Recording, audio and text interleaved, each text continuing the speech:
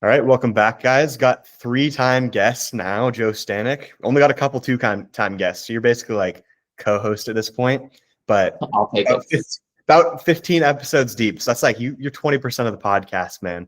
So it's pretty cool. But first, I just wanted to ask about your own experience at Sheffield. So before we get into any athletes or anything, do you want to just talk about, travel, the crowd? Just most people haven't gone to Sheffield. So I'm just interested to hear from a coach perspective. So this is my second Sheffield. It's a truly amazing experience. You really do feel like you're a professional while you're there. The hotel that they put us up at is extremely lovely. They have all of our food laid out. We're even able to use the gym that they have downstairs, which for a hotel gym is pretty good. They've got weights up to like 50 kilos in the dumbbells. And I know not everybody loves techno gym machines, but they're there. There's a full set of them that go up to pretty heavy weights. So you can actually go down there and kind of go hard if you really want to, which is pretty sweet.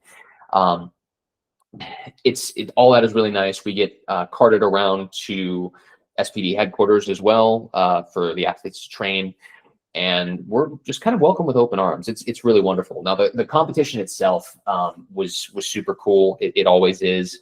The warm-up room is, and I guess I should say this is going to change at the next Sheffield, of course, but for all the ones that have been at Sheffield City Hall, the warm-up room is actually in the basement, which I don't think a lot of people really understand how that works for us that are there. So in the warm-up room, first of all, I don't have to lift a plate, which is really fun.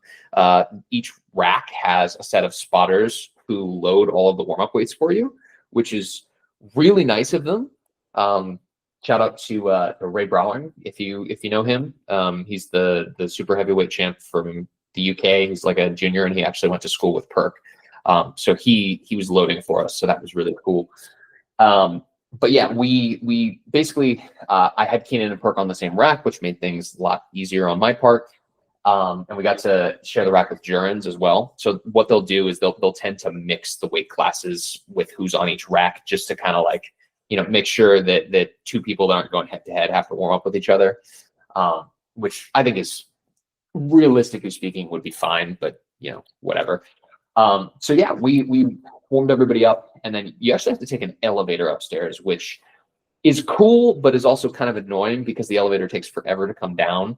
So you have to time your warm-ups in a way where you have enough time that you can actually get up there and then sit down. So I was running point for Keenan during this, while Austin's wife Sid was taking care of Perk. And then we actually had the help of Austin's best friend from college, Rob, who went to Midland as well. And then in Keenan's corner, I actually had some help from my friend Alex Pearson-Jones, who's the co-head coach of the British team. From there, it played out like it did. I mean, we've all seen it. It was amazing. As far as the crowd goes, I always take time to kind of like acknowledge when I first step out there, to just like take it all in. And then after that, I'm just kind of zoned in on everybody. There was definitely some controversy on a few things that I'll just leave my comment on, and we don't need to elaborate on that per se. First of all, with Perk's situation, I think had he had just starting with bench, I think had he had a different set of judges, I think he might have at least gotten one white light and maybe came away with the world record if they went to the jury. But sometimes you just got to make that better.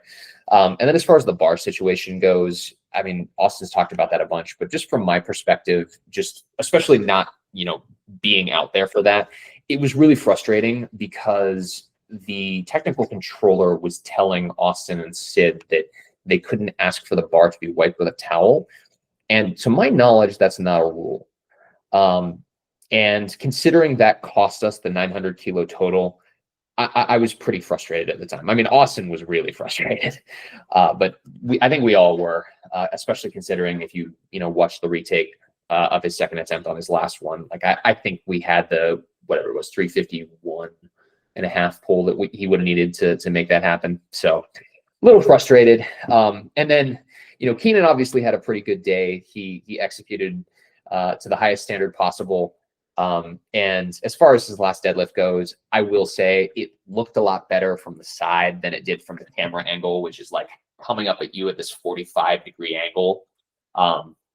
So I know it was a little bit of a gift, and I'm not going to sit here and pretend that it wasn't, but ultimately, you know, he was able to capitalize. He had, you know, an 8 for 9 day, barring a little. I didn't even talk about his bench press thing. I guess apparently if you have your head too far off of the bench, they won't give you the start command, but that's neither here nor there.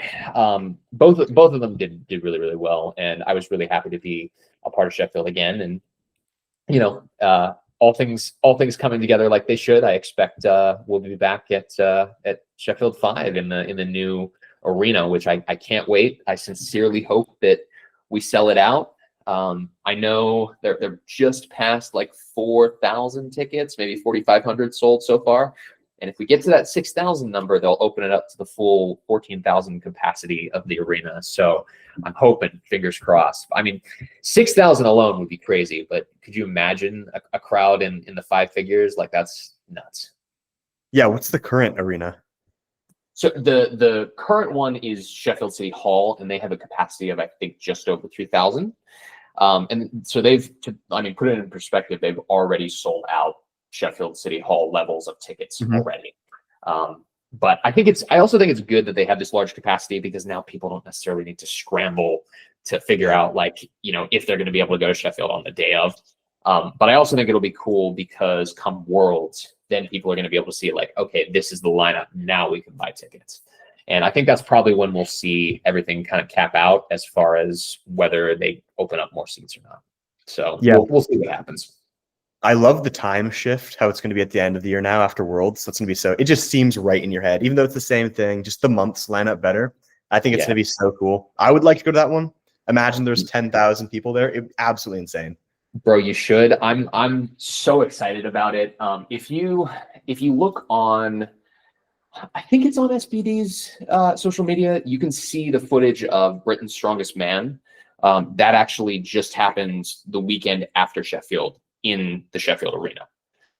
So that might give us a little bit of a preview of what it's going to be like. I know Pete Spence was, he had said that he was staying there for another week to kind of help with that competition and kind of observe and get an idea of how he wants to set everything up. But we did get to see Ben Banks, the CEO of SBD. He was kind enough to kind of bring his phone around and kind of show us their like preliminary sketches for how they're going to set it up. It's going to be sick. Like, just everybody's going to be looking down on this really big stage. Like, the one thing that's kind of weird about the Sheffield arena is that the stage is elevated, so you don't get to see as much of the crowd that's down below. You can definitely see the people that are kind of up in the rafters, but like, depending on where you're sitting, it can be a little weird. Now it's going to be like everybody's going to be either level with the platform or above it, so you're really going to get the whole like encapsulation of the crowd. I think it's going to be pretty sweet. Yeah, and I'm gonna do everything I can to be there. So I might run into you for the first time in person there. I'd love to. I've been trying to go for a couple times now, but just like the details haven't worked out perfect. So this is the perfect opportunity to go to one. Probably I'll see after like the World's time. Hopefully, bro. We're trying to go back to back. Hopefully the first male to do it. I know obviously Agatha has, but that'd be pretty sweet. Yeah, it would be. Was Agatha's at 66 twice, or am I mistaken? No, I think the first time was at 76, and then I think the second time was at 69. Okay. Well, I guess either you guys could be the first one to do it twice, going up a weight class, or at the same weight class. So either way. That is also, yeah, I'm glad you hit on that. It's going to depend on how Worlds goes. I'm very interested to see. I mean, it's also going to depend on who shows up at Worlds, right? Not to derail the topic too much, but I think with how Joe performed at Sheffield, I mean, it really does seem like it's anybody's game. I've been mulling over this because people have asked me in recent days. I'm still going to give the edge to Joe ever so slightly, because if he brings the subtotal like he should be able to pull the number that he needs to win.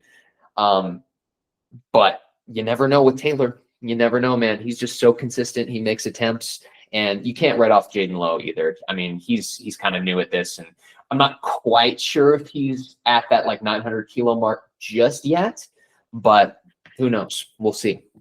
Yeah, I mean, it could end up in a situation where Joe's not quite perfect from Sheffield. He's forced to like pull something and the total stays below the 74s all the way through Worlds and everything. Who knows?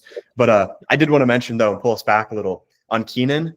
First, like, I don't think you can be too hard on Keenan because he executed like so well. And like it was a little bit softer than the second, but like it wasn't egregiously horrible, and he did everything he could have. You can't be hard on Keenan at all for it. That's what I was kind of saying too. Like if you compare his second attempt to his third, the knees are similar, and that's kind of where everybody was giving criticism. I actually think that it was just the way that the baby powder kind of sticks to the full length singlet that kind of makes it look weird from that camera angle. But the shoulders are the thing in question here. And to be honest, even though it looks softer than his second attempt, I still think his third passed. Like that new rule that's listed in the IPF rulebook about like where the line is being drawn up from the barbell, he was still behind that line. You know, it wasn't like all the way back here, but he was still behind it. So I don't know. I think the jury's out, obviously, because 3 white lights, you know, you can't argue with that.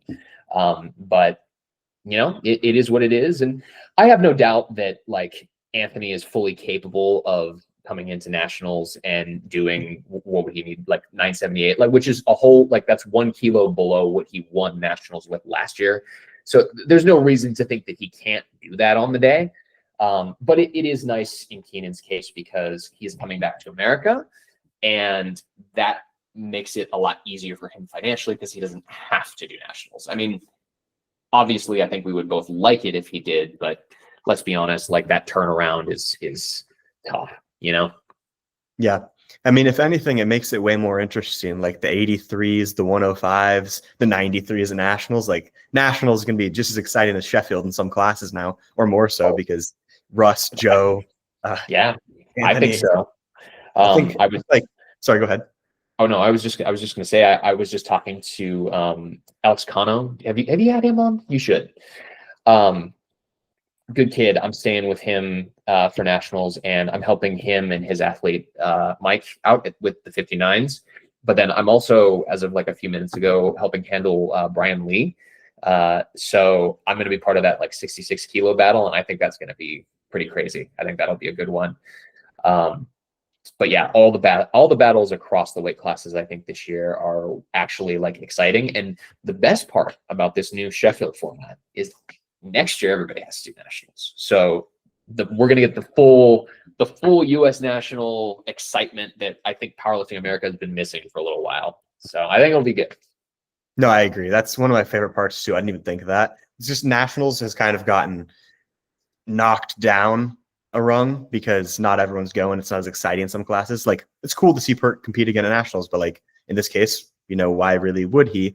And even, I mean, Perk's not a good example because he's just a shoe-in favorite, obviously. But there's definitely classes where that's not the case always. And regardless, it'd be cool to see Perk go again. Just he has another 3 months in between, he would. But I did want to touch on his performance real quick. In your opinion, if that bar grip issue did not happen on the second and you loaded, what was it, 350, 351 you would have needed? 351 and a half is what we would have. Do you think you would have had it? Yeah, 100%. 100%. It was 8.5 kilos. Yeah, for sure. No question.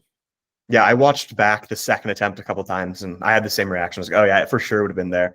That was one of those meets where like, honestly, even at the highest level, 9 times out of 10 when I watch and I'm like, oh yeah, like, this person had a bad day. I'm like, it's because their training was bad. It's because bad attempt selection, whatever. I can honestly say in Perk's case, I really don't think it was his fault. Like the bench thing, I thought the bench personally should have passed.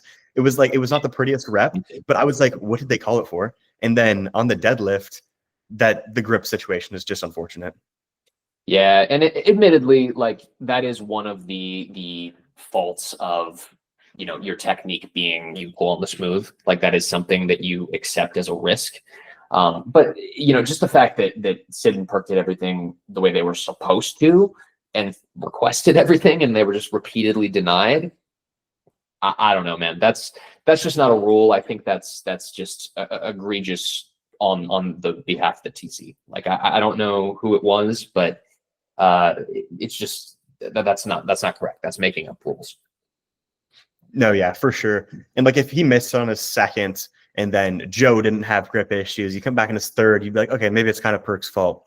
But the fact that it slipped, Joe slipped as well on the smooth again, and then neither of them had grip issues on their thirds. I was like, okay, come on, like that's just really unlucky, to be honest.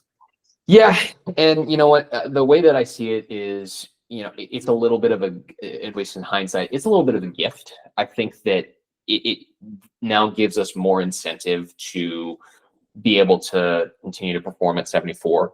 Like I would be the first one to say, like, we've thought about the move up to 83 for a long while, and I know, like, Austin's told me, like, it's completely off his mind now. Like there's no, well, there might be one scenario where I think he would do 83 at the next Sheffield, and that would be if, well, maybe two.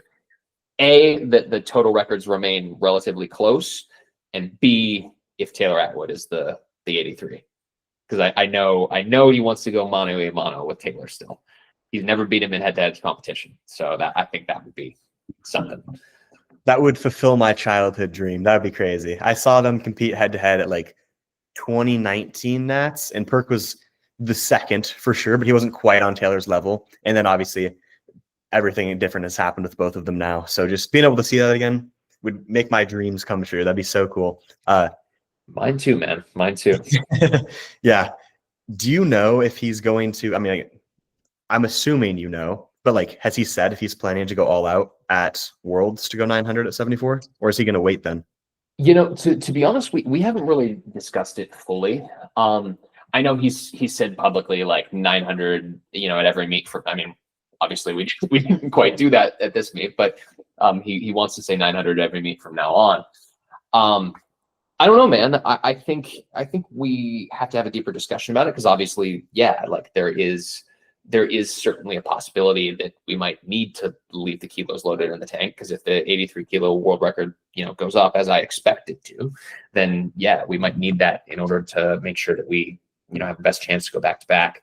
At the same time, I'm also like, 8.5 kilos, maybe we could just slide it in there just real quick, I don't know. I would love to say yes or no, but I think we've kind of tossed around both ideas, but haven't really committed to one or the other just yet.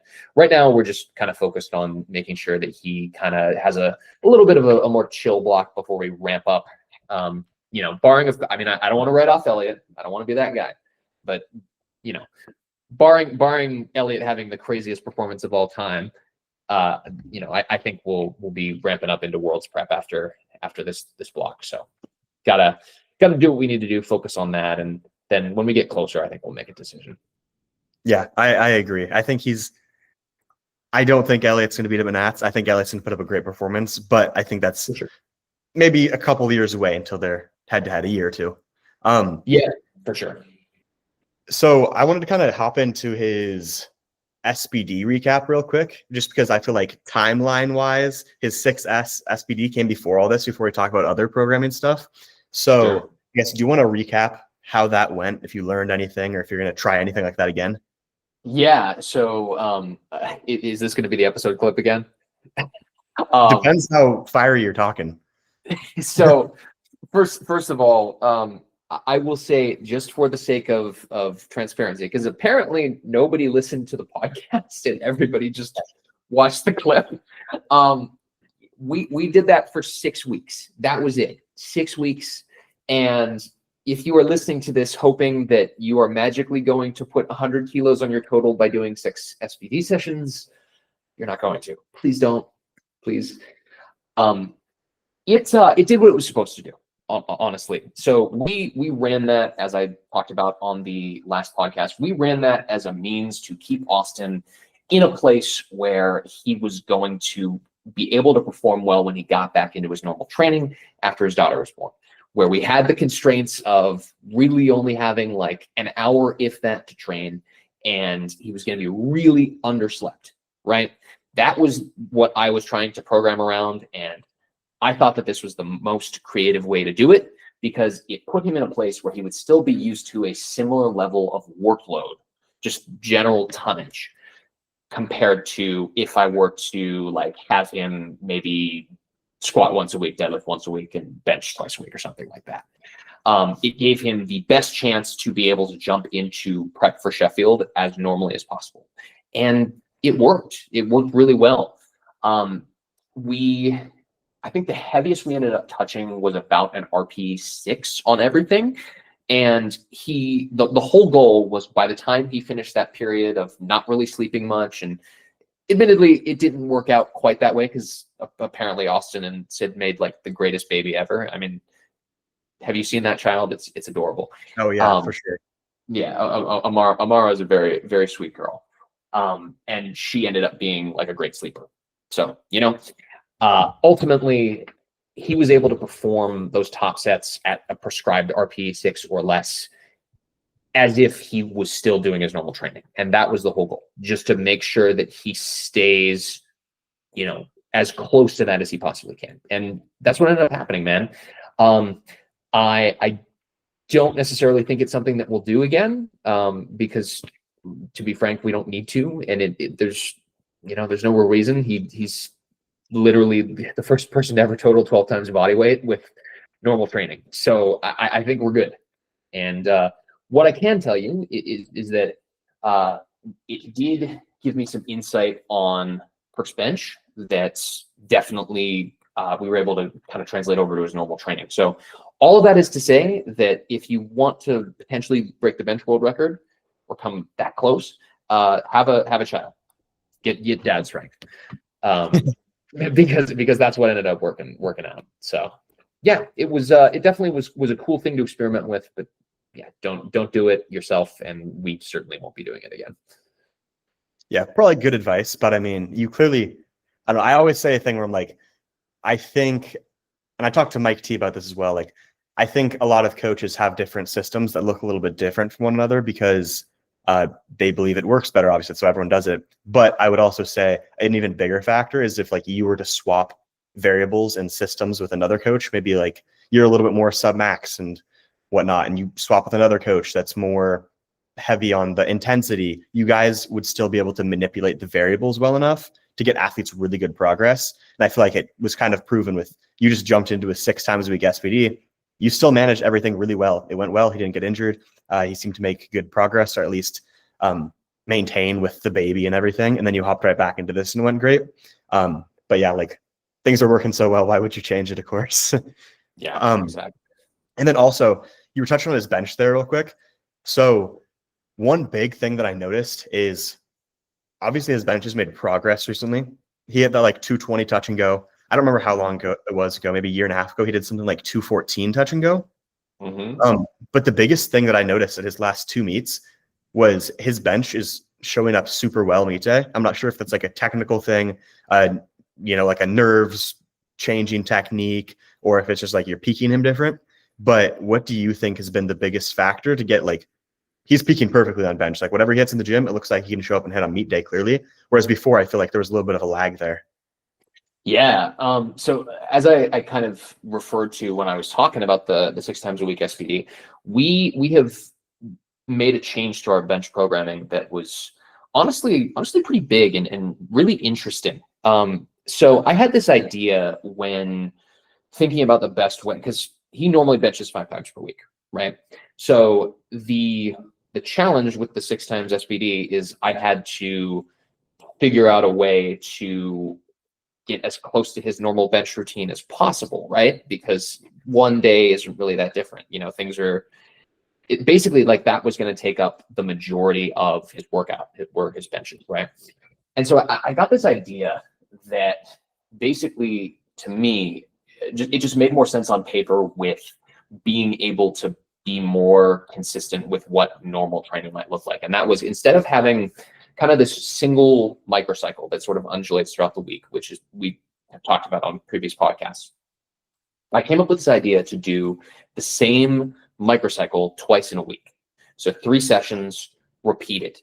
And the whole idea is that you get multiple exposures throughout the week to the same stimulus. And in theory, you should be better that second microcycle. So it's almost like we get 2 weeks of bench press training in 1 week, which is, I don't know. I think it's pretty innovative. I don't think I'm the first person that's ever done it, but I thought it was a really cool way to kind of make sure that we're keeping his bench fitness high. So we did that. And again, while he still performed at a really high level at the end of the 6 times a week SPD, the thing that I was getting a lot from him was bench has never felt this good. Like subjectively, he was constantly telling me like, I feel so dialed in on bench. This is exactly what we've needed. And so I then had to say to myself, okay, how do I now translate this to his bench press on a normal training style, right? Because again, going from 5 to 6 days, you can't just repeat the same 3 days. So what I settled on was doing a 2-day microcycle on either side of the week, and then having kind of a third workout that's a bridge to kind of make sure that his fitness is high for his next secondary day. So what that ended up looking like, and this again was not dissimilar at all to what we were doing with the 6 times a week. It was the day before his primary bench day was a high rep bench, so either 7s or 8s for 2 sets. And then his primary day is just a single, and then back downs of either 4s or 3s. So I chose these rep ranges specifically because, one, Perk has told me that he feels like he needs to push, just a lot more volume to a higher intensity the day before his main day to feel strong.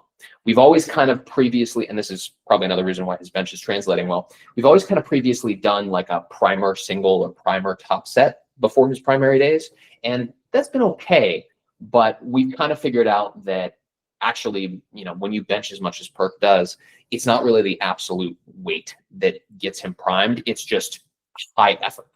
So especially late in a training block, that secondary bench day with high reps is kind of pushed pretty hard. Like if you were to watch his, I think it's actually on the Sheffield Instagram, if you watch his last bench session where he's talking about 900 kilos or bust, he literally says, you won't see me again if I don't tell him 900, so oops. If you watch that session, the last few reps of his last set look a little hard. They don't look like what you would expect for a last bench session the day before competition. But we've just kind of realized that that's what seems to work. So he does that, and then he has his primary day. And then the challenge that I had here was, how do I now link these microcycles, right? Because it's not as simple as just, oh, you plug in any random bench session day off and then repeat the previous microcycle and you feel good. So what I settled on, I actually went back to when he first benched that 214, and I was looking at what we were doing as kind of our third middle of the road bench day then.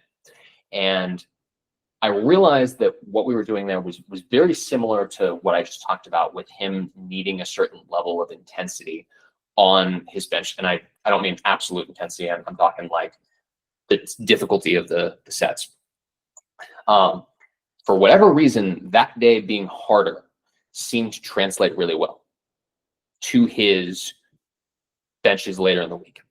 So I settled on doing we did a 3-count pause single. So again, just something where we could get a heavier weight, but not quite so heavy that it was beating the shit out of him. And then this is the fun part, is close grip Larson press. And if you ever, because Perk posts this all the time, if you ever watch that bench day, it always looks like it's RPE 11 every time. And we really don't push that day very hard in terms of trying to overload it. If anything, he has a range where there's an option that he can maybe add 2.5 kilos if he feels fantastic. And it maybe goes up by 2.5 kilos like every other block. But that day, because it's just so hard, despite the fact that he's only doing it with like 160 to 170 kilos, it gives him enough stimulus that by the time he comes back around after taking a day off to doing the next high rep session, he still feels generally good. He still has kind of that quality of, oh, I've pushed some hard sets and I feel like I can now push the high rep sets. And then that translates to his top end. So all of that is to say is that by doing all of that, we did this immediately for our first block after the 6 times SPD, which ended up ending in avances, which we originally weren't supposed to do that, just to be clear. And that was kind of our field test, and it worked really well. And we just kept running it, and it's just been super consistent. And, I think I said this on David Shelton's podcast the other day, but I actually think that he's got a chance of being the first 74 to bench press 500 pounds. If Fan from Chinese Taipei doesn't do it, I think Perk can. 11 kilos to go seems realistic, as long as he doesn't beat him to it, I guess. But I think it's there eventually, regardless, even if he's the second or whatever. But 2 questions. So 1, are you literally repeating like the exact same RPEs as well? Are you treating it as like in the same week, it's 2 days that are exactly the same as the other ones RPE wise, or is it like building like you're doing 10 microcycles over the course of a block? If that makes sense. So the answer is technically we're still doing the same RP, because just to be clear with my system, I don't necessarily push somebody towards an RP goal. I just have a cap for how hard it's going to be. So it can't be harder than, say, like RP 8. The assumption is that he's going to perform. We've got the same ranges, same RPE caps, but the assumption is on the second go around it's going to be easier. Okay. So that way there's not pressure to like constantly overload. And I think there might be a time and place for that depending on the person. But in Austin's case, I think that just getting that increase in bar speed, it's mentally good for him. One of the things about Austin is when things are automatic, he generally tends to feel pretty good. So that was kind of my thought about that. But yeah, I think you could run it that way as well. But it's very interesting. Like the first time he'll do it, it'll be like, I'll use the 220 touch and go. He benched 216 with a competition pause the first time that week. And then again, probably without asking, but it's fine. He was just like, all right, I'm just going to throw 220, even though the top of the range was just 216 again. He was just like, I'm just going to throw it. Oh, no. He did 216 again. Yeah, he did 216 again first, and then did the 220 touch and go after that. So, like the theory stands. The next time that he does it, it should be easier. Yeah. That's crazy. That I could imagine that gives you a ton of confidence too. You're a couple of days out from a meet and you hit, whatever third, and you go, oh, I always feel better the next time I hit this, and that's meet day. But then how are the days spaced apart? So now you got the 2 back-to-back days here, the 2 back-to-back days here, and then where are the rest days and the like bridge day? Yeah. So like if we're kind of like working backwards from it, it would be, because hold on, I'm trying to think where we are in the. Well, I'll just use like a normal, like, because normally we adjust our training depending on the day he's competing. But we'll just use like a normal week. It would be, if we're working backwards, his primary bench would be on Sunday. Secondary bench would be Saturday. Then the Friday would be a day off from bench pressing. Thursday is the postscript day, and then the other 2, like the first primary day, secondary day. Okay, so you have so it's like 3 on, 1 off, 2 on, 1 off. Yep, exactly. Okay, makes sense. That's what I was figuring it was. I was trying to like play with it in my mind, and that's what I was thinking it was. But it's really interesting because you'd have to get that bridge day just right to make sure you're coming in the stronger the second microcycle. I'd imagine there's a lot of ways you could set that up and just would flop. Yeah, I'll be honest. I was really, that was probably the number one decision like that I felt I had to make in order for it to go well. I think I was sitting there scrolling through all of our training history for like a good 45 minutes before I even thought like, okay, this is the right line of logic. But, oftentimes with a lot of decisions in coaching, when you are trying to get the highest performance out of an athlete, you just look back at when things were great, and that usually tells the story.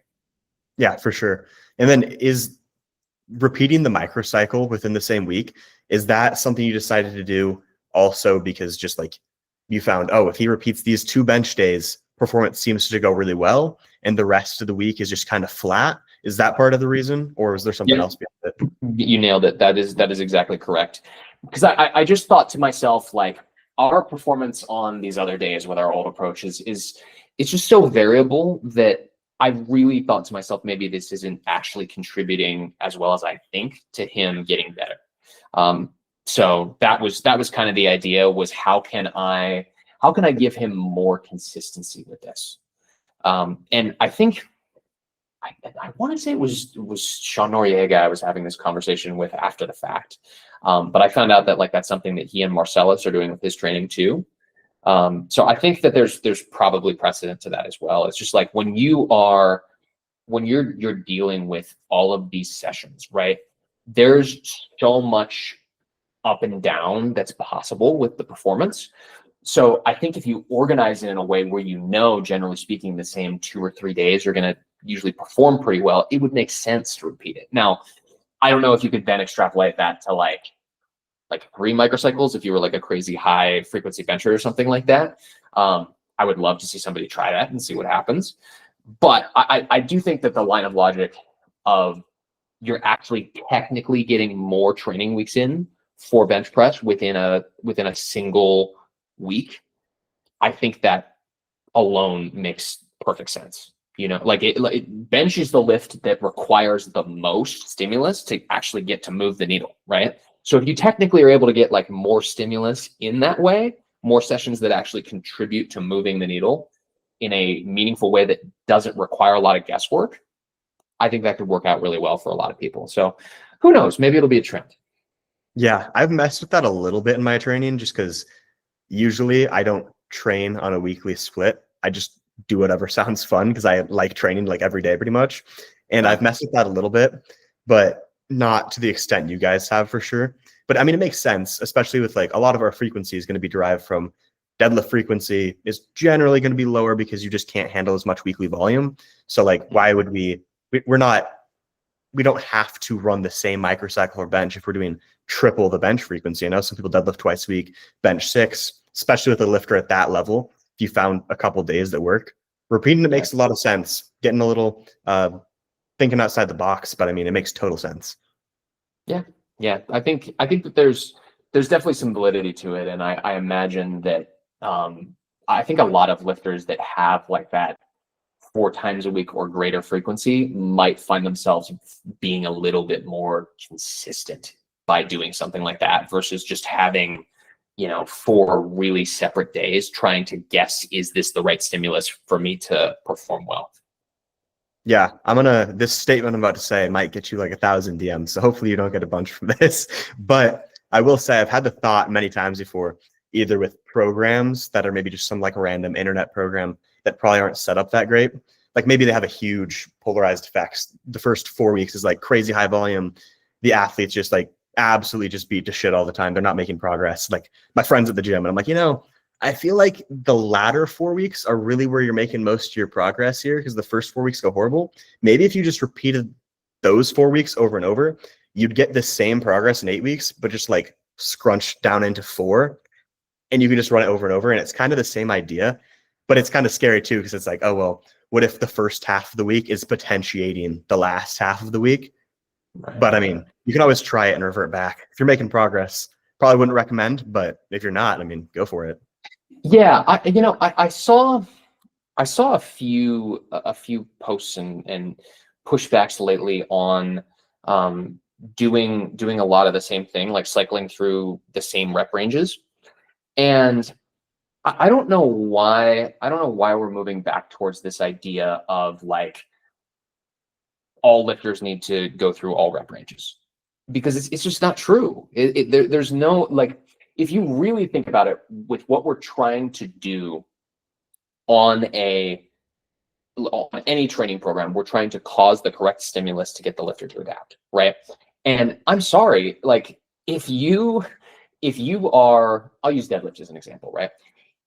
If you're like a super wide stance, long armed sumo puller, you might get a lot out of doing really high reps as your back downs on sumo. You might get, because it makes sense, right? You're getting a lot more physical work in. But you can't tell me that somebody who's like a conventional deadlifter that locks out like at their hips needs to do any 7s or 8s or whatever. Like it's going to be a completely different movement by the time they get done. And more importantly, you're probably going to get halfway through the block and just feel exhausted. I think you're making the lift job harder. And I think you're also making your own job harder, because then you have to say, how am I now going to get this lifter to pick up momentum after this? Not to mention you're probably going to shoot their confidence in the foot. So I don't know, man. I think you're right on the money with that, and I think I don't know. I think there's a lot more evidence to keep training similar from block to block and running similar things than there is to just cycle through every single rep range just for the sake of, traditional periodization or whatever. That's not to say that like you should be afraid to try different things, but I don't know, man. Like you're not going to see me like getting somebody to start their training cycle off with 10s and go all the way down. Like that's not going to happen. Yeah, I'm not trying to take us on a huge tangent here, but I think it's really common that earlier or intermediate powerlifters will be like, oh man, maybe I'm not making progress because I'm doing 8s instead of 10s. And I'm like, well, you're trying to pull your first 500 deadlift. So like, you're probably missing something very basic. It's probably not that 10s are magical and 8s are probably pretty darn good. Like I'd maybe look somewhere else. You've been plateaued for a year, but I agree with you there. Yeah. And I think there's, I'd have to look up this paper. I feel like I'm always doing this on your show specifically too, but there was a paper that I think I saw Candido post about in one of his like how to coach yourself videos, where it compared like the training effects of higher rep ranges up to like, I think 7 reps and just all very similar training effects. So I think the only real reason to like, not to hate on high reps, because obviously they have their place, but I think the only real reason to do like 8s versus 10s is you just subjectively enjoy 10s or 8s more. They probably have a similar training effect. Yeah, those are my thoughts too. I know exactly what you're talking about in the Candido video. I typically go up to like 6 usually, or sometimes maybe 8 on SPD if I'm feeling a little bit crazy, but I'm not normally giving, 10s and 12s on SPD. Yeah. It's a lot. And let's face it, powerlifters don't do cardio. So they're going to be hopping and puffing. For sure. What about Perk's deadlift? Because I feel like he's seen an equal uptick in performance, maybe even more so, because he was right around that, 330, 340 range for a while. And then you guys didn't just like hit 340, 345. Well, in training, you hit 350. You clearly had over 350 in the meet, but he had a huge jump in performance. What went into that? Yeah, so that's been an interesting one too. So last year at Sheffield, when Perk hurt his back that week out, obviously we were kind of in the favorites list to win then, and that day just went so horribly that we came up with a lot of, just in our post-competition conversations, we came up with a lot of things that we wanted to try. And I think this starts even further before he had the period of time, when he was doing the 6 times SPD. I can really say that conventional was probably our biggest tool. We changed his secondary day to, it used to be moderate rep like 4s and 5s with sumo deadlift. And again, that was kind of working, but it wasn't perfect. And we changed it to conventional. And I'll tell you what, man, that has just been nuts. What I've realized with running that through several blocks is that Perk is actually better at reps with conventional than he is with sumo. And through that, we've used the 2 days almost like a volume and a strength session, if you want to categorize them. So we're pushing the reps on his conventional deadlift through ascending sets. And then his primary day is just like, he has his heavy exposure with his top set, and then we're doing a couple back downs just to make sure that the movement pattern feels good. So we kind of pushed that pretty hard, and there was a little while where Perk wanted to switch all the way to conventional only, which that was why prior to Avances, he had not done any sumo deadlifting. And then on meet day, he was just like, all right, screw it, we're just going to pull. And obviously that worked pretty well. But that made me kind of realize that we probably don't need as much sumo volume either in terms of just making sure that he gets things done. So I actually ended up cutting a back down set from his primary day after that. Now I will say the first block back to sumo after Avances, the movement pattern still wasn't feeling great. And so what I did then was I put just a couple of practice like RP 5-ish singles with sumo in before his conventional work. So almost like you can almost think of it as if he's doing a little bit of a warm up for conventional, because they're like 260 to 270 ish at most. So he's kind of getting that in, and it almost like warms him up for the conventional work, and then he kind of downloads the bar and works back up to his top set through ascending sets on conventional. And that's gone pretty well. I mean, I want to say, I forget what our highest that he's pulled has. I want to say it's around like 300 for a set of 4, something like that. So that's been really big, and that's kind of powered his training. And I do think that's helped hit his lockout, which admittedly I think has been the hole in our game this whole time. I know that's not always the case for every sumo deadlifter, but in Perk's case, you know from just talking about his history in previous episodes that his back is kind of his weak point. Like if there's ever going to be an injury, that's where it is. And I think it's just gotten his erectors so strong that it's just made it that much easier to finish the lift off of the floor. He kind of has the power in his legs already. So it's just been a matter of making sure his erectors are strong and his glutes are strong enough. And that's really done the job. And then one last thing that we actually did, we did for Advances because, again, it was accidental, but when he was doing just conventional, he went to pull, I want to say like 320 conventional for a single, because on his primary day, because again, we were doing both just conventional at the time, and he flat out missed it. Like, and when I say missed it, like he like full on like cat backed, like just tons of fatigue afterward, like could not do back downs. And so I was kind of forced to taper him going into that comp. And normally I would train him into the competition on all 3 lifts. That's what the normals did. And in that case, I had to pull him back. So I actually cut his volume on his ascending day in half. And we still just increased the weight like we normally would. So we were doing 4s at the time, and so he just did 3 doubles. And that worked really well. And so I was like, okay, clearly this worked well with 0 sumo practice at Advances. How is it going to go at Sheffield? And again, I think that put him in a place where I think if he really needed to, we could have pulled 355 after that. 350 struggle was definitely like a little hard in training. So I know everybody expects this like massive peak on deadlifts, but I don't think that's super realistic with most people. So I think basically putting him in a place where he probably could have hit the total that he would have needed for John Hackstott's and Agate's GL score, I think that's something that we're going to continue doing from now on. So yeah, that's been the changes lately. And again, I think for a lot of powerlifting coaches, everybody wants like great answers as to like how things are going to go all the time when you're making programming changes. And sometimes you're just forced into those, or sometimes it's just a conversation with an athlete on, hey, my back just doesn't feel strong enough. Okay, well then we're going to do this and this, and that's kind of how that arc has happened. And admittedly, that back injury at last year's Sheffield is kind of what led to this. So now he's the strongest squatter and the strongest deadlifter, which is pretty sick. Yeah, no kidding. Speaking of, do you know what total he needs to out dots John?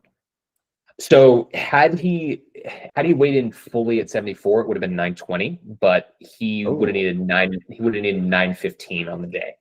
Because of what he weighed in at Sheffield, which again kind of stinks because that was probably like the top of the plan. Like if everything if it was a perfect day, that's probably what we would have gone for. Well, I think to be safe, we probably would have just gone for Agate's GL score, which would have only been 905, just because it wouldn't have pushed the total up too much. But I think that would have been at least somewhat possible. Yeah, that's crazy too. Obviously, there's differences in feds, but even just like the deadlift bar 24-hour weigh-in could very well make the difference between, 25 kilos. I don't think John gets a ridiculous amount out of deadlift bar, but probably 10, 15 kilos, and then he's also doing a huge cut. Yeah, I tagged him in a post today. The King of the Lips put up, and I said, John Dots hate to see this man coming, and I see in my DMs, I see scene. I'm like, oh, okay, he's doing the math in his head. He's like, wait, what? Yeah, he's like, oh no, he's going up a weight class right now too. He's probably a little nervous. John is the most nonchalant man in powerlifting. He like does not care about anything. Yeah, I actually, I don't know if you saw this. It was a couple of years ago, maybe 2 years ago. He was talking before a meet, and he was maybe he was on the live stream, I believe, and they were asking him questions. They asked about Perk, and he himself on the live stream said, I think if Perk came to untested, he'd beat me. That's kind of crazy to think about. Maybe someday. I don't know. That's a whole separate conversation. But the incentives in tested powerlifting are too good. And I'm going to be honest. I think Perk and I are both like not a huge fan of all that in general. And anyway, so I don't expect that to be a conversation point. But who knows? Maybe it may be a moot point because Colton Engelbrecht exists and he literally just needs to put sleeves on. Yeah. So you never know. We'll see what happens. For sure. And then I guess Perk's last lift we got left is squat. I don't remember. It was some show just before Sheffield. So sorry to whoever's podcast this was, but I'm blanking. It was a great podcast. And he said he's been doing pretty much the same squat programming for 2 or 3 years, and it just keeps giving. And I mean, it hasn't needed to be changed much. Could you talk on like how long that's been and what you have changed, if anything? Yeah, I mean, we've been doing the same 3-day squat program probably since before the Virginia Pro. I want to say that was 2022. Yeah, something like that. So long time. And what it is it's literally just the stress increases across the week. Well, first of all, I should say why 3 times a week squats. And for anybody out there, like as far as takeaway goes, this could be why you might want to squat 3 times a week versus 2. So in Perk's case, if you look at him, the man is obviously built to squat, right? And we were finding when we were really first early working on together that squatting twice per week, he just did not feel good on whatever session came first in the week because it was just too long of a period of time without squatting. So in his case, I knew he needed that 3rd session, and it's always just really been very easy pause squats. And we cycle between 2s and 3s most of the time. Sometimes if we have like 1 extra block, we'll take it up to 4s. Like that's where we are right now. But it's usually just cycling between 2s and 3s and trying to add, 2.5 kilos every single time. And like, it's light. It's, I think the heaviest we went with it was 245. So that's how it always works out. And usually I'll add the 2.5 kilos on a doubles block, try to repeat that performance on the triples. And then, if necessary, repeat until it's, not difficult, but most of the time it's easy. So it's just kind of been linear. Then his middle day is always ascending squats. We kind of think of this in a similar way to what I mentioned about his deadlift day. It's kind of his volume day. It's the thing that actually causes the adaptation. So it's always either 5s or 4s, something between those. And again, we're always cycling between those rep ranges, always trying to add 2.5 to 5 every single block. I know Perk's talking already about getting that up to 300 kilos. We're not quite there yet, but I think that'll be the case in the next few years, which is kind of crazy that'll be a secondary day weight. Yeah. And then, and just to be clear, these are always separated by 1 day at most. And then his last day is his primary day, where that's usually the infamous rep work top set. So it's either 5s, triples, or doubles.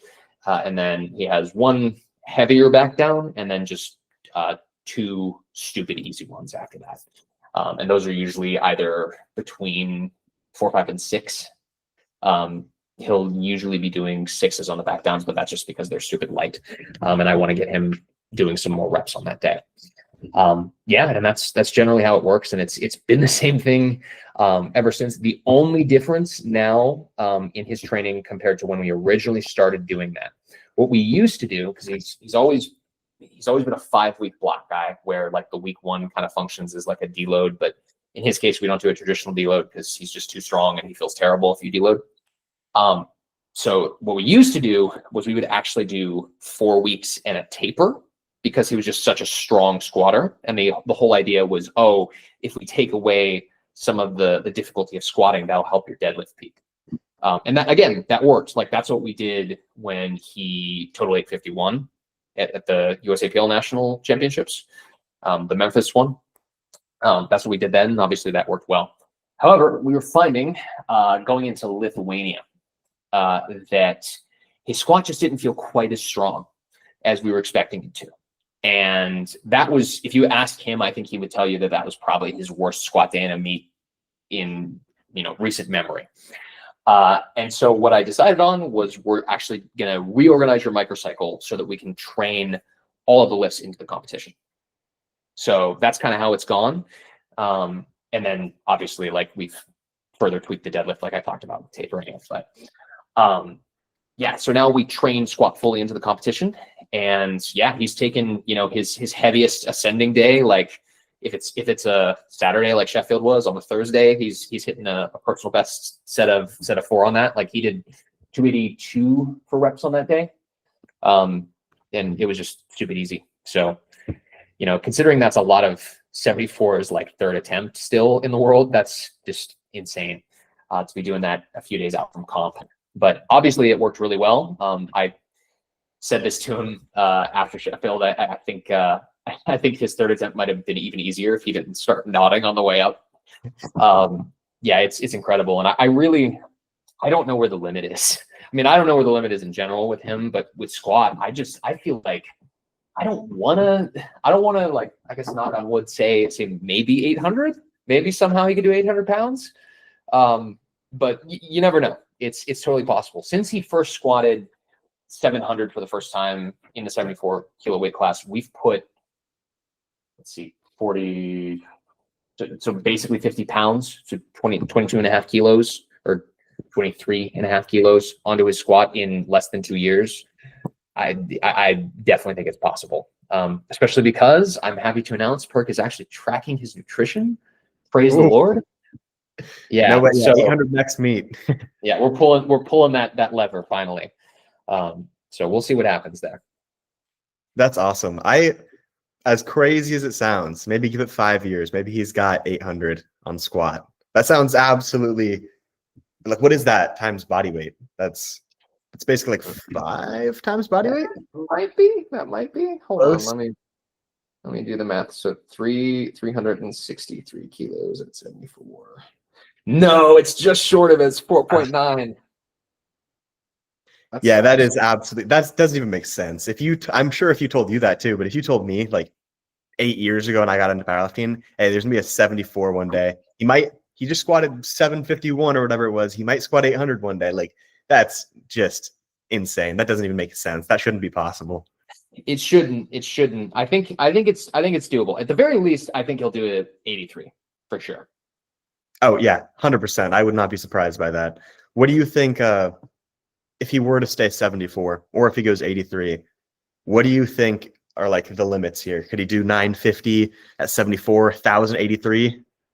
We were talking about this a couple days ago, and I think 950 is possible. I was doing the math. Like, I think it would take. Hold on, let me just do this again in my head, or not in my head, on a calculator here. 950. So 360, 365. Yeah, so he could do 360 squat, 225 bench, and a 365 deadlift, and total 950. Which I think that combination isn't really even needed. I think there'd be a situation where maybe he ends up benching 230 and he only needs like 360, 230, 360. So yeah, I think it's doable. And I also don't want to like say that his deadlift can't like outpace it more. I think now that we've kind of got the formula down, and I think as we push conventional more, I think there will be a little bit more of a separation, because traditionally his best deadlifts have always been like 20-ish kilos ahead of his squat. So we'll see what happens there.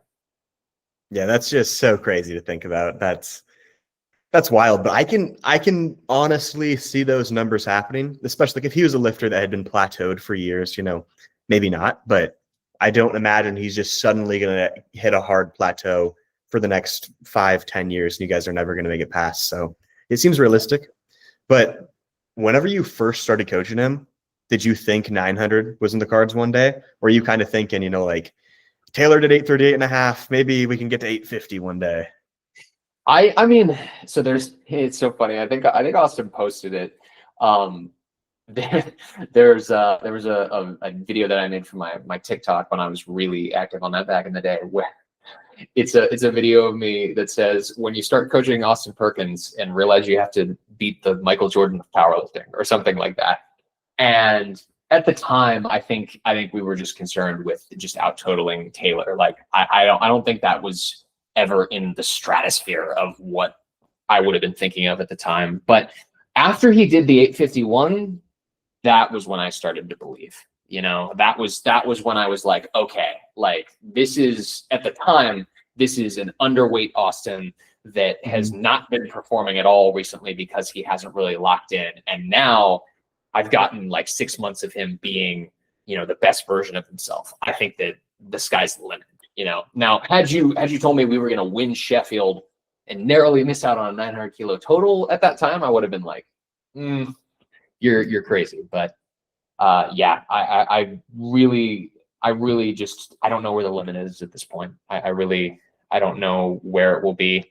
It will come eventually, because obviously, like, you know, one day everybody hits their last PR, but I think Austin's got the best circumstances for it. He really, like, training is mostly his job these days. He has the best support system in his wife and daughter. You know, I really think that it's more than possible. And like I said, he's tracking nutrition now. So Yeah. Real stuff there. Yeah, no one has any excuses now. I heard a couple people after listening to him talk about nutrition, like, oh, I guess nutrition doesn't matter. And I was like, no, please. I'm sure he wasn't too horrible about his nutrition, though. It sounded like he was not tracking things, but he was like mindful to get protein in, hopefully. So this is the thing, like, we haven't really, like, in our, as much as like he updates me on his body weight all the time, right? But he doesn't really talk a whole lot about how he typically eats. I would not be surprised if there's been a few days. Now, when we're getting close to a competition, then he definitely pays closer attention to it. And he's usually just focused on, you know, eating like 4 times a day, getting a decent amount of protein, reasonable food choices, that sort of deal. But I would expect, you know, the majority of this past training cycle, there were probably a few days where, like, if you had to like point to a random day in the week, probably under on protein needs on that day. Yeah. If I had to guess. That's just ridiculous. I think a lot of times people are like, you know, if we had different like NFL players and powerlifting, well, I'd be crazy. And I'm like, I don't know. Like, I think Perk might be the guy. Like, he's doing all that without tracking nutrition. Like, maybe other weight classes for sure.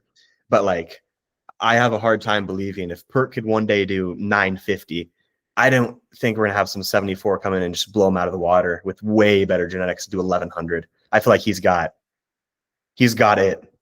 Yeah. He's really, like, I know we could talk about it all day long, but yeah, he's just got something special, man. He's just, you know, the right combination of life circumstances, genetics, and hard work. And that's really all it takes to make a great powerlifter. You know, like, let's face it, if you look at any of the greats out there right now, they're that combination of things. They have the right circumstances in their life, they have great genetics, and they have a great work ethic, and usually a great team around them too. Oh, and we actually, I forgot, but we touched on Perk's nutrition. I know you wanted to compare that to Keenan's because they look quite a bit different. Yeah. So, I mean, switching gears to Keenan, like Keenan was the exact opposite leading into this. So I want to give a special shout out to Natalie Richards. She, along with being, you know, an absolute amazing powerlifter, world champion, all that jazz, she's Keenan's nutritionist, and she's worked with a couple other of my people in the past. And we, several months out from Sheffield, we made a decision that we were going to try to come into this meet heavier. And I think it was the best decision we could have possibly made.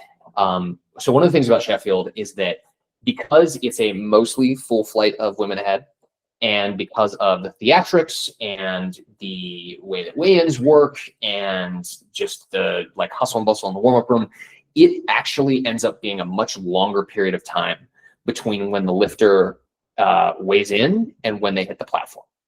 Even though like the weigh-in period is completely fair and the IPF is doing everything there, that extra bit matters. And so it wasn't much, you know, we basically decided to do like an extra kilo of body weight, but that allowed Keenan to eat more throughout prep, and it allowed us to be just more of Keenan under the barbell.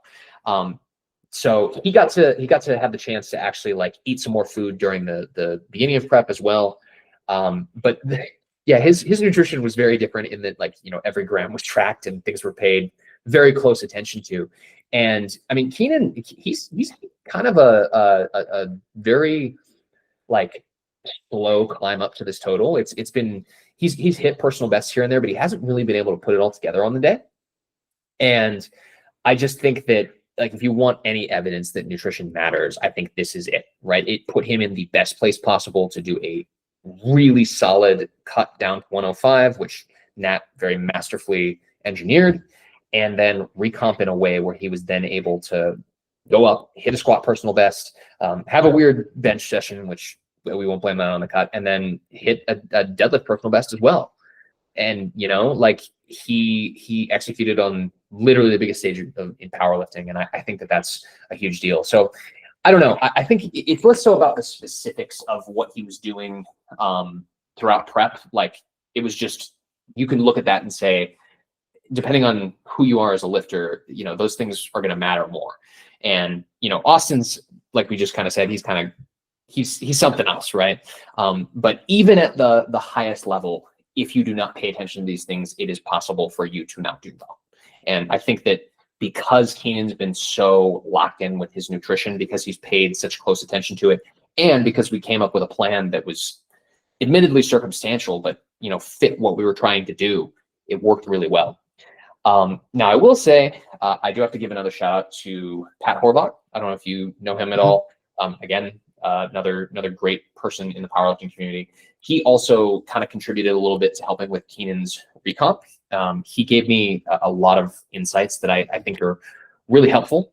The first is that throughout the weight cut, it is really useful to supplement, and I'm talking like gut cutting, like during the week, it's useful to supplement with magnesium, calcium, B vitamins. The reason behind that is that all three of those things are, generally speaking, going to contribute to muscle contraction. And if you don't have a lot of that, and usually you're not really getting much through the foods that you're having while you're gut cutting, by supplementing with that ahead of time and making sure that there's a lot in your system, it makes it more likely that you're not going to cramp, right? And that's one of the biggest things for a lot of people, is that they don't cramp. But beyond that, it also increases or I shouldn't say increases, but it makes sure that you don't have an issue actually using your muscles, right? If you really think about it, if all three of those things contribute to muscle contraction, and you're not fully able to produce force because you don't have that in your system, and let's face it, other than you know, a little bit of calcium and magnesium in some rehydration drinks, those things aren't really present. And unless you're having an energy drink, B vitamins aren't going to be present either. So having all of those things throughout the week, I think, really helped Keenan. And we obviously had a little bit during his recomp as well. So that was really, really helpful, for one. And for two, we kind of changed the way that his recomp was done, just kind of based on water gradients. So what Pat recommends, that I think is very different from other people, is that you have a little bit of plain water as the first thing that you have. And the reason for this is that the way water tends to flow as it goes down a gradient. And when you have electrolytes present, that tends to change the way that water flows. So it doesn't really get into your system as easily. And that's oftentimes why, like, when people will chug down, like, you know, a huge thing of sodium, potassium, electrolytes, whatever, why you'll get some people that have an upset stomach. So that kind of helps settle your stomach, and it gets some water out into your system a little bit faster. And I think that makes you feel better quicker. So that was kind of a big one. And then we also, during the time where he was actually sipping on the electrolyte drinks, we added in some pump agents. So we used beetroot and glycerol, which I always typically give him. And then we actually did what Pat calls mini workouts, where you're just doing a bunch of body weight exercises to actually help drive water out towards your muscles. And I think that is, especially for the squat, who with Keenan, he's always kind of felt a little weird after weight cuts for squats. I think that is what made the difference, was not just ingesting the right amount of electrolytes being around a training weight, body weight after doing all of that, but actually trying to drive all of the water out towards your muscles, trying to drive all the electrolytes out towards your muscles. And so that worked extraordinarily well. And I think, if there's one thing you can take away from this podcast, stuff like that might be really, really useful. And also, again, I'll give a shout out to Pat there. If you guys need your weight cut and recomp done, he is the man. Yeah, I've never heard that before, and I've listened to a ton of weight cutting stuff. So that's like a hidden key that might help a lot of people out. I'll definitely try it myself. And funny enough, Pat did a meet. I'm in Iowa. He did a meet in Iowa. Oh, cool. Like last weekend, and I was there. I didn't talk to him. He's competing. I was just spectating, had to leave early. But just so happened I saw him like 7 days ago. Yeah, he's a really smart guy. Honestly, you haven't had him on the podcast, have you? No, I haven't. You should, man. Get him talking more on, like, he and I had like an hour consult where he was kind of going over these things. And I'll be honest, I still don't feel like I grasped them 100%. So I would have him on and 100% just talk to him about that stuff. Like, I mean, he's obviously smart in everything powerlifting, but that specifically, the way he thinks about it is so different from anyone else that I've spoken to on it.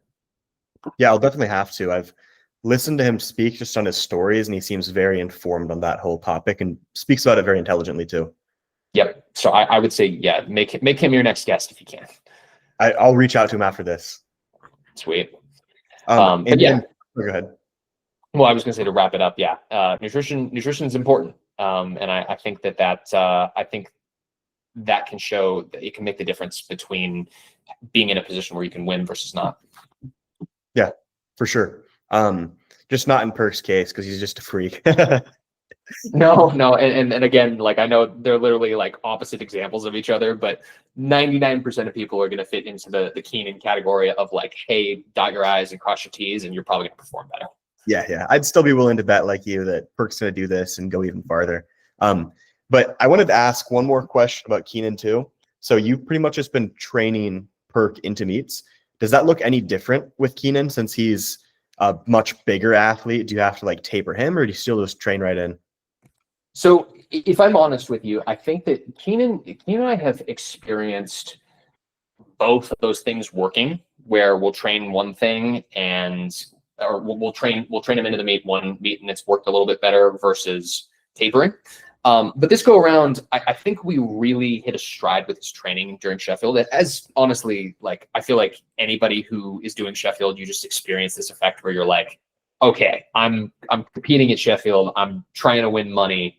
Like, there's there's a gear that you get shifted into that you don't access normally. And I think that in Keenan's case, what we did this go around, and admittedly we did it for Worlds too, because if you'll recall, we got the call up to go to Worlds. We didn't actually earn the spot the normal way. He just happened to be the guy who got called when Waskar wasn't able to do it.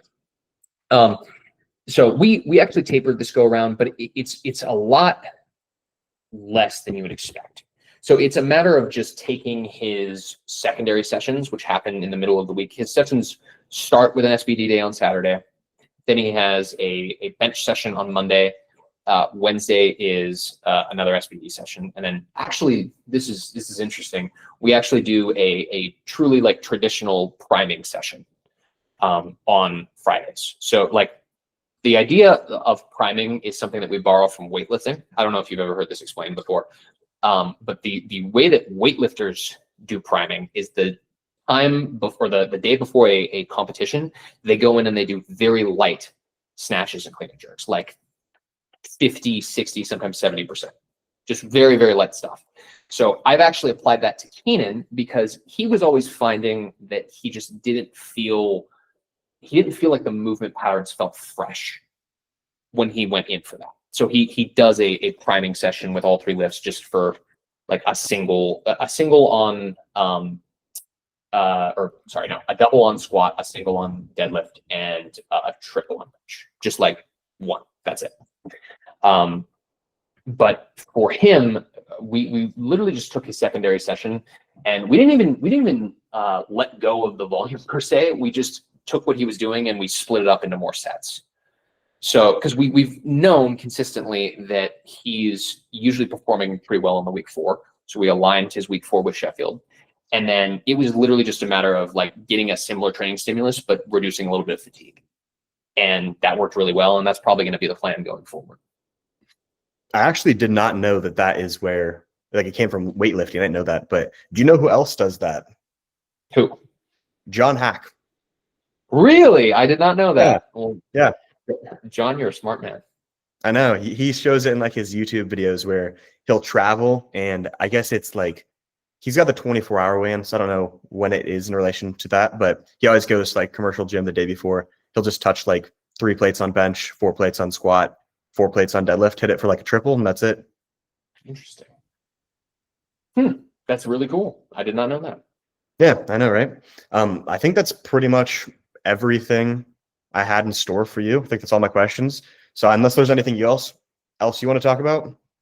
No, I really appreciate you having me on. I'm honored to be a 3 times guest, man. I mean, I don't know. Like I'm going to be doing a more in-depth recap of both Keenan and Perk's performances this week. Keenan's is probably going to be out Saturday, and then I'm going to release Perk's on Monday.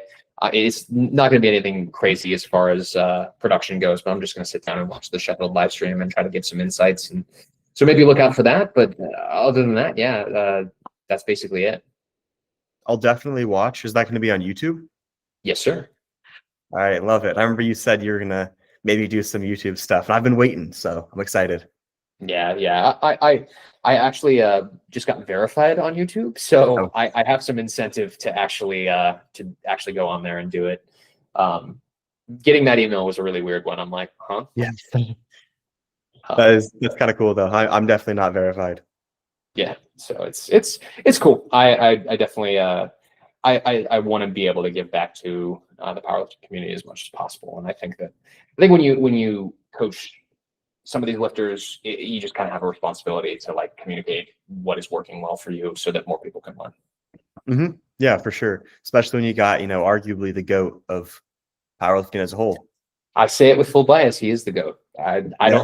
You cannot tell me otherwise. Austin is the greatest of all time.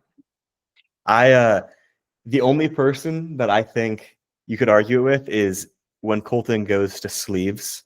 You got to see that. I mean, he hasn't done sleeves yet. So you have to I don't think you can count Colton in that, but I need to see what he does in sleeves and then compare. I do think if I had to pick someone, I would say Perk over John at this point.